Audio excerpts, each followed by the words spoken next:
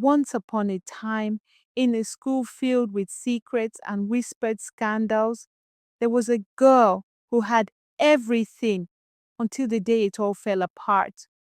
Linda Okafor was the girl every student admired.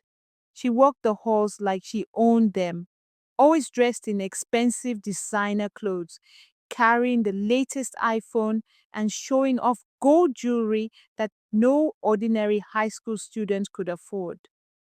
While other students depended on their parents for small allowances, Linda had everything: money to buy anything she wanted, weekend trips to luxury hotels, and even a private driver who picked her up after school.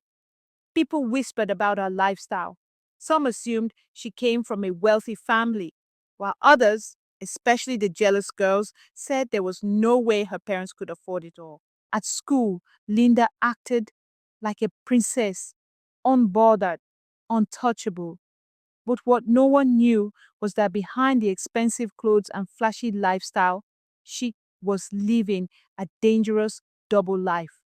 She had been introduced to the world of wealthy men by an older friend, Amaka, who had already graduated. Amaka had told her, "Why struggle when men are ready to give you anything just for your time? Life is too short to be broke." At first, Linda had hesitated. She had been raised in a strict Christian home, and her parents always warned her about the dangers of greed and fast money. But when she saw how Amaka was living, driving a new car, wearing expensive wigs, and traveling to Dubai, Linda's curiosity got the best of her. It started small.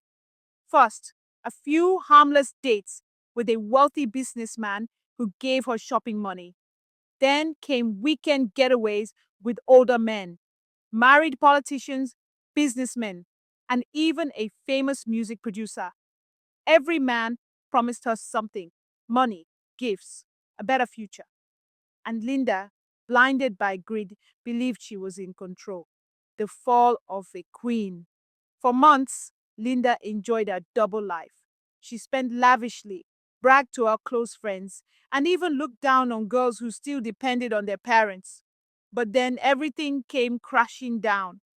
One fateful afternoon, during school hours, Linda suddenly collapsed in the hallway. She had been fine in the morning, laughing and gossiping with her friends. But by lunchtime, she was sweating, clutching her stomach in pain. Teachers rushed her to the hospital, and that's when the shocking discovery was made. Linda was 2 months pregnant. But that wasn't the biggest scandal. As Linda lay in the hospital bed, three different men showed up, each one believing he was the father: a married politician in his 50s who had promised her a car, a wealthy businessman who had been secretly paying her school fees, and a popular music producer who had been parading her around at private parties. None of them knew about the others. The moment they saw each other, chaos erupted. The news spread like wildfire. By the time Linda returned to school, everyone was talking about her. Some students pitied her, but most mocked her, whispering behind her back. The teachers were disappointed, and the school board considered expelling her to protect the school's reputation. Then came the final humiliation. Her parents, who had always pretended to be well off, were exposed. It turned out they were struggling financially, and Linda had been sleeping around to support the luxurious image they had built. Unable to face the shame, her parents withdrew her from the school and sent her to live with a strict relative in another state. Linda, who once had everything, disappeared overnight.